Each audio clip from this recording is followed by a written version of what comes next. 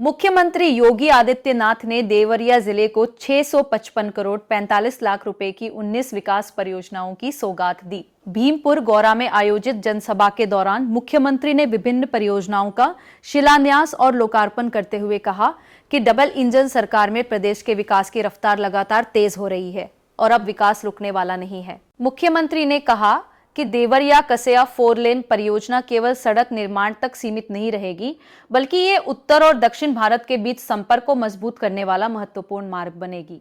उन्होंने कहा कि इसे आगे मऊ, वाराणसी और पूर्वांचल एक्सप्रेसवे से भी जोड़ा जाएगा, जिससे व्यापार और आवागमन को नई गति मिलेगी।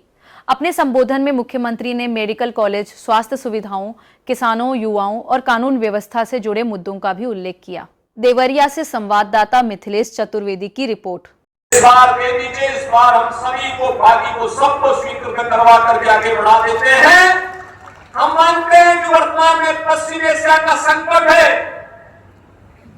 तेल और गैस की आपूर्ति में बाधा आई है। अमेरिका और ईरान के युद्ध के कारण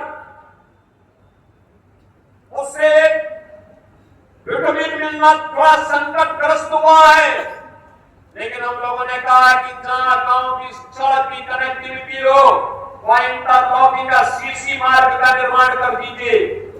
जहां हाईवे का भी निर्माण होना, वहां पे भी सीसी मार्ग का निर्माण करिए। सीसी मार्ग में मटेरियल की क्वालिटी का ध्यान दे देंगे तो सड़क सामान्य रूप से बिटवीन से 5 से 7 वर्ष में मरम्मत के लिए आती है।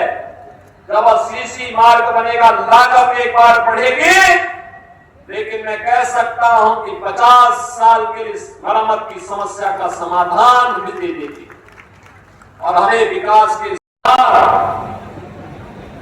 आम जन को प्राप्त होगा। आज से 10 वर्ष पहले कोई सोचता भी नहीं था कि 4 लेन की सड़कें हो पाएंगी। और आज मुझे बताते हुए प्रसन्नता है, क्योंकि देवरिया तो पहले जब मैं गोरखपुर से सांसद था, लगभग हर महीने मुझे देवरिया आने का अवसर प्राप्त होता था। लगभग हर महीने, क्योंकि यहां पर तत्कालीन सरकार की उत्पीड़न, तत्कालीन सरकार की अराजकता, समाजवादी पार्टी सरकार के द्वारा तुष्टीकरण की नीति पर चल करके जो उस समय व्यवस्था पैदा की गई थी, उसके खिलाफ आंदोलन करने के लिए कभी भारतीय जनता पार्टी, कभी हिंदू आवामी, कभी व्यापारिक संगठनों के नेतृत्व में उन कार्यक्रमों का हिस्सा बनने के लिए आना पड़ता था। और तब मैं देखता था कि गोरखपुर से देवरिया की सड़क 2 लेन मुश्किल थी और उसमें भी कई गांव पर वो सिंगल लेन ही थी। हमें चोरी चोरा में वहां पर जाम में फंसना होता था, क्योंकि वहां रेलवे क्रॉसिंग था। नगर में कृषि विश्वविद्यालय बन जाएगा, आज वो बन करके तैयार हो रहा है कृषि विश्वविद्यालय। मैं सत्र में एसआई जी से कहूंगा, कृषि विश्वविद्यालय को चलाने की तैयारी करवाइए, इसको नए सत्र में इसको चला देना चाहिए। भाइयों, एक कृषि विश्वविद्यालय केवल एक भवन नहीं है। हमारे अन्नदाता किसानों को तकनीक के साथ जोड़ करके लागत को कम करना, उत्पादन को बढ़ाना, उसकी आमदनी को बढ़ाना, प्रधानमंत्री मोदी जी के विजन के अनुरूप अपने अन्नदाता किसानों के चेहरे पर खुशहाली लाने का एक अभिनव प्रयास है। और उसी प्रयास का हिस्सा बनने के लिए आज देवरिया में मुझे एक बार फिर से आने का अवसर प्राप्त हुआ है। मैं आप सबको इस बारे में कह सकता हूं, मेरे पास जो प्रस्ताव आते हैं विकास के, क्योंकि मैं बार बार कहता हूं कि देवरिया के लोगों ने तो हम पर उपकार किया। 2022 के चुनाव में यहाँ की सभी 7 सीटें कमल के चुनाव चिन्ह को समर्पित करके देवरिया वासियों ने भारतीय जनता पार्टी पर एक उपकार किया है। इसलिए विकास का जो भी प्रोजेक्ट देवरिया का आएगा और रुकना नहीं चाहिए, रुकना नहीं चाहिए, किसी भी स्थिति में रुकना नहीं चाहिए। हर हाल में विकास होगा। और इसीलिए हम लोगों ने चाहे सलेमपुर का हो, तमकुही का हो, बरहज का हो, रुद्रपुर का हो, जहां के भी विकास की परियोजनाएं रही हो, देवरिया, रामपुर कारखाना, विधानसभाओं के साथ साथ सभी विधानसभाओं की योजनाओं को आगे बढ़ाने का कार्य, बरहज का मार्ग बहुत खराब था। आपने तत्काल पीडब्ल्यूडी के अधिकारियों से कहा कि आप जाइए वहां, तत्काल वहां पे उस मार्ग के निर्माण के कार्यक्रम को आगे बढ़ाइए। समाजवादी पार्टी के समय मोहन सिंह सेतु के निर्माण के लिए धनराशि थोड़ी सी दी गई, टोकन मनी। आप मुझे बताओ, इस पुल के बनाने में 100 करोड़ से ज्यादा पैसा खर्च होना है, उसके लिए 1 लाख रुपया देते थे। अधूरा कार्य। हमने कहा पुलिस कारपोरेशन को हर हाल में सेतु का निर्माण समय से पूरा करने की तैयारी करो। पैसा जब लगता है, वर्तमान सरकार पैसा देगी।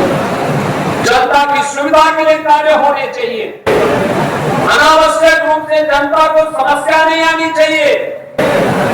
विकास की परियोजनाएं अनवरत रूप से आगे बढ़ेंगी और चेहरे पर खुशहाली लाने का काम ये डबल इंजन सरकार कर रही है। नौजवान को रोजगार देने का कार्य डबल इंजन की सरकार कर रही है। अन्नदाता किसानों के लिए योजना का लाभ हो या महिला स्वावलंबन के कार्य। क्षेत्रीय अध्यक्ष श्री सहजानंद राय जी, जिला अध्यक्ष भूपेंद्र सिंह जी, भारतीय जनता पार्टी के प्रदेश के प्रवक्ता शेषन सिंह जी और किसान मोर्चा के सभी पदाधिकारियों के नेता बंधु उपेंद्र नाथ सिंह जी,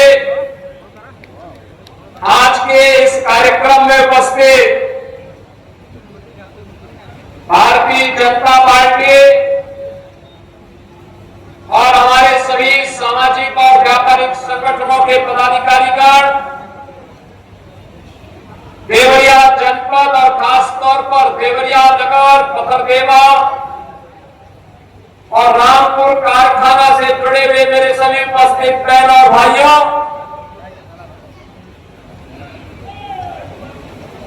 पूज्य महर्षि देवराहा बाबा की तपोभूमि और भारत के स्वाधीनता आंदोलन के प्रखर संत बाबा राघव दास की कर्मभूमि के रूप में विख्यात इस देवरिया की पावन धरा को नमन करते हुए इस भीषण गर्मी में तमाम बंदिशों को पार करते हुए इस प्रातःकालीन सभा में आप सबकी उपस्थिति के लिए मैं आप सभी का हृदय से अभिनंदन करता हूं, आप सभी का स्वागत करता हूं। काफी दिनों के बाद आज मुझे देवरिया आने का अवसर प्राप्त हो रहा है और इस अवसर पर 655 करोड़ रुपए की परियोजनाओं की सौगात आज देवरिया जनपद को और खासतौर पर इन 3 विधानसभाओं को मिलकर के आज यहां प्राप्त हो रहा है। इसकी भी मैं आप सभी देवरिया वासियों को हृदय से बधाई देता हूं, अपनी शुभकामनाएं देता हूं। हम सब इस बात को जानते हैं